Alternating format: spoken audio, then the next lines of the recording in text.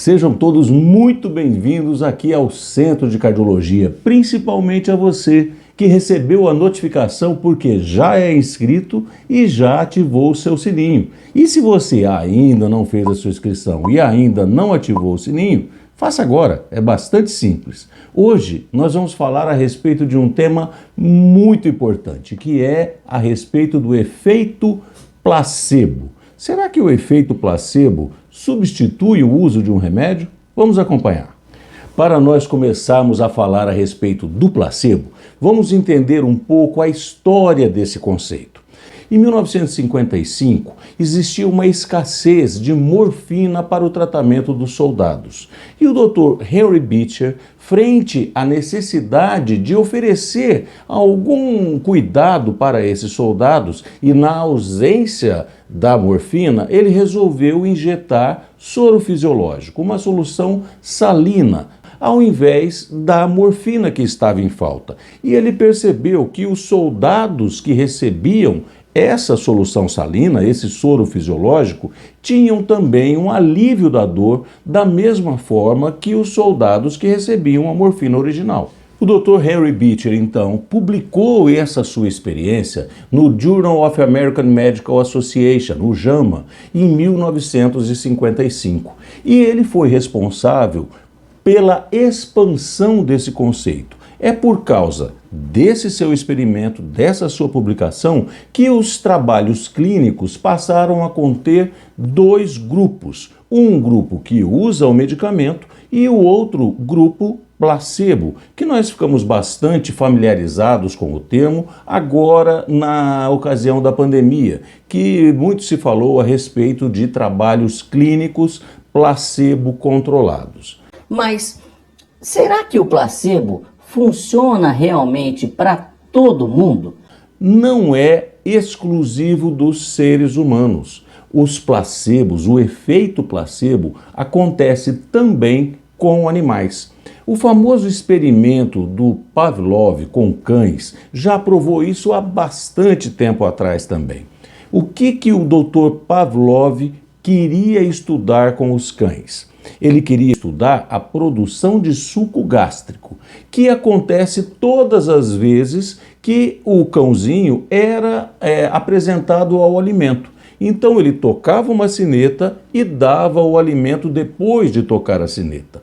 O cãozinho então já ficou familiarizado, o termo que ele usou foi condicionado a produzir o suco gástrico toda hora que ouvisse a sineta.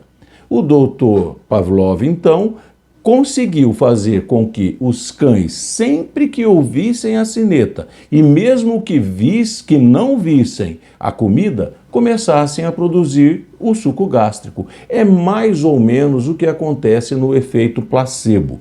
O efeito placebo, ele se dá também por algo que nós chamamos de placebo por procuração. O que seria isso? O efeito placebo, ele não depende apenas de mostrar um comprimido inócuo para uma pessoa. Ele envolve alguns outros aspectos que estão ao redor. Ele envolve o carinho, ele envolve a atenção, ele envolve também a esperança da cura. Isso é muito fácil de ser observado naquelas doenças que naturalmente vão embora. Elas vão embora sozinhas. Isso acontece, por exemplo, na infância. As famosas asmas, bronquites, que só acontecem na infância e que, mesmo que não tratemos, ela vai embora. Se um pai, uma mãe, oferece o tratamento para o seu filho, ele iria ficar bom daquele bronquite, daquela asma, mesmo que não tivesse tomado o remédio que é receitado, é usado para aquele fim. Mas o que acontece? A criança percebe a necessidade de tratar, ela percebe a presença dos pais, o carinho dos cuidadores. Exatamente igual, e não é uma comparação chula, exatamente igual ao que acontece com os animais. Uma vez foi feito também um trabalho com cavalos de corrida. Os cavalos de corrida, eles recebiam suplementos vitamínicos para tentar melhorar a sua performance.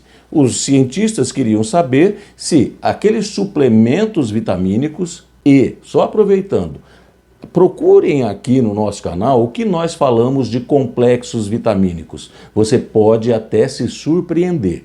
Esses pesquisadores, então, eles fizeram 2 grupos de cavalos. Um grupo que recebia a vitamina e o outro grupo que fazia parte do quê? Do grupo placebo. Não recebiam vitaminas, mas recebiam um comprimido que não tinha efeito nenhum. Um determinado jockey percebeu que o seu cavalo, todas as vezes que ia participar daquele experimento, ficava muito agitado, ficava com um comportamento muito mais agressivo do que era aquele normal dele. Então ele pediu para os pesquisadores, olha, não quero mais porque esse remédio está fazendo mal para o meu cavalo. Quando os pesquisadores foram abrir o que é que o cavalo estava tomando, eles viram que ele estava tomando placebo. Agora, por que será então que este animal percebia algo diferente quando tomava aquela pílula? Pelas condições que ele estava envolvido, pelo estresse, pelo nervosismo, pela presença de outras pessoas, que é exatamente o que acontece conosco humanos. Mas existe um perigo muito grande no uso do placebo. Hoje o placebo está basicamente restrito aos grupos de pesquisa. São aqueles grupos que são duplos cegos. O pesquisador não sabe o que está dando para a pessoa e a pessoa não sabe o que está tomando. Esses estudos duplo cego usam em um grupo exatamente o placebo. O placebo, ele não substitui o tratamento. Ele pode até diminuir a dor, ele pode diminuir a ansiedade, mas ele não substitui tratamento.